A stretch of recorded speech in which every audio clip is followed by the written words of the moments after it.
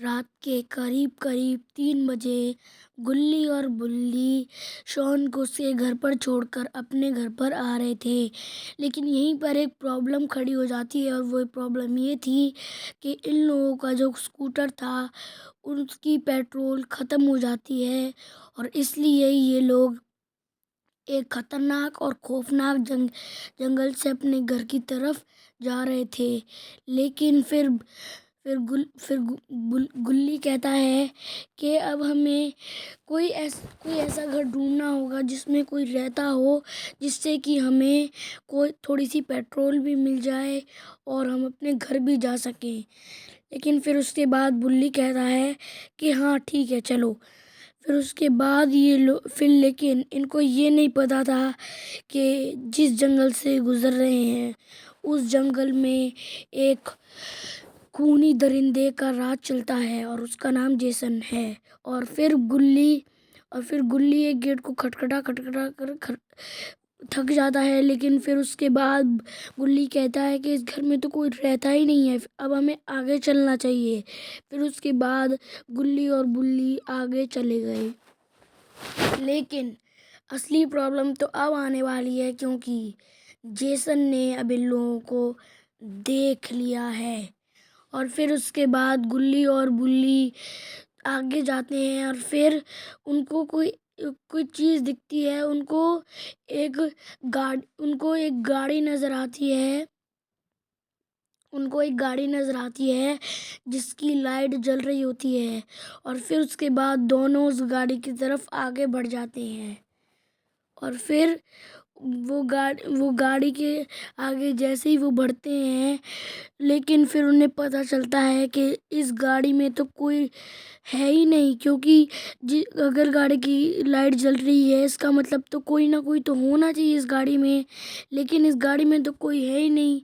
फिर उसके बाद गुल्ली और बुल्ली देखते हैं कि यहाँ पर कोई और हो सकता है क्या। फिर उसके बाद उन्हें पता चलता है यहाँ तो कोई भी नहीं है।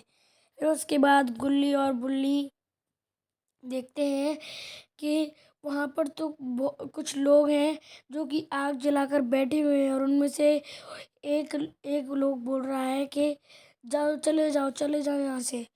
चले जाने का इशारा कर रहा था, लेकिन गुल्ली और बुल्ली जाने के बगैर उन लोगों के पास आ जाते हैं। और फिर बुल्ली कहता है कि क्या ये गाड़ी तुम लोगों की है। फिर गुल्ली कहता है हमें कुछ पेट्रोल चाहिए, क्योंकि हमारे स्कूटर का पेट्रोल ख़त्म हो गया है। फिर उनमें से एक लड़का केविन बोलता है कि मेरा दोस्त माइकल पास ही की पेट्रोल पंप से पेट्रोल गया है। उसके बाद बुल्ली कहता है कि अगर वो पेट्रोल लाएगा तो थोड़ी सी पेट्रोल तुम ले लेना और थोड़ी सी पेट्रोल मैं ले लूँगा। हम ले लेंगे। फिर केविन की गर्लफ्रेंड मिशेल बोलती है ज़्यादा शोर शराबा करने से या इस जंगल में एक खूनी दरिंदा रहता है जिसका नाम जेसन है। अगर ज़्यादा शोर शराबा किया तो वो यहाँ तक पहुँच सकता है। और लेकिन जेसन इनके बिल्कुल जस्ट अपोजिट में था और वो इनको छुप कर उनकी सारी की सारी बातें सुन रहा था। और फिर जेसन आगे बढ़ जाता है उन लोगों की तरफ। लेकिन फिर यहाँ पर जेसन की प्रॉब्लम हो जाती है कि गुल्ली और बुल्ली ने और उन सब लोगों ने जेसन को देख लिया था। और लेकिन यहाँ पर एक लड़की म, मतलब यहाँ पर एक लड़की गिर जाती है और फिर जेसन उस लड़की की तरफ बढ़ता है और उसकी गर्दन पकड़ता है बहुत बुरी तरह और उसे एक घर की दीवार के पीछे ले जाता है। और वहाँ पर एक कील थी जिससे कि वो उसकी आंखें निकाल देता है। भाई नो नो नो वे भाई। और फिर उसके बाद जेसन और भी लोगों के पास चले जाता है लोगों को मारने के लिए। गाइस सच में जेसन तो बहुत ज़्यादा पावरफुल और चालाक भी है और बहुत ज़्यादा स्किल्स भी हैं जेसन के पास। और फिर ये सब लोग जेसन पीछे का फ़ायदा उठाते ही एक घर में चले जाते हैं और उस घर का दरवाज़ा अंदर से लॉक कर देते हैं। लेकिन जेसन इन लोगों के तरफ बढ़ रहा था और जेसन आगे बढ़ जाता है और फिर जेसन इन जहाँ जहाँ पर बहुत सारे घर थे उस जगह पर आ जाता है। फिर जेसन धीमे धीमे बढ़ता है ताकि अगर इन घरों में कोई वो लोग छुपे भी होंगे तो वो लोग ज़रूर बाहर आएंगे और फिर जेसन उन्हें आसानी से पकड़ सकता है। लेकिन अगर जेसन आवाज़ कर देगा और फिर उन लोगों को पता चल जाएगा और फिर वो लोग जेसन के हाथ से निकल जाएंगे। लेकिन जेसन ऐसी गलती नहीं होने देता और वो धीमे धीमे बड़ी आहिस्ता आहिस्ता चलने लगता है वहाँ पर।